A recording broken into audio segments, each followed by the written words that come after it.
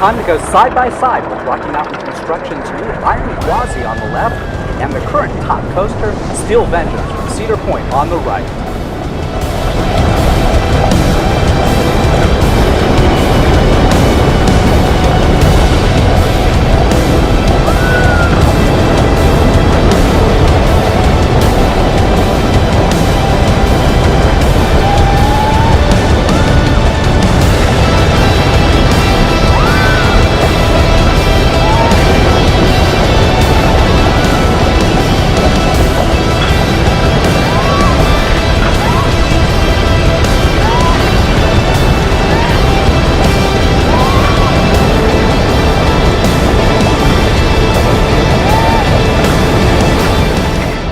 And that's it for Iron Gwazi, but Steel Vengeance keeps going at more than 1,600 feet longer.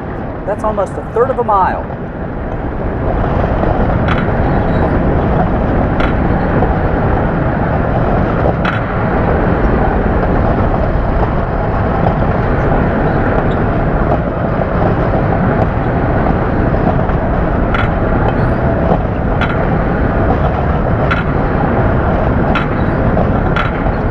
So which one's your favorite?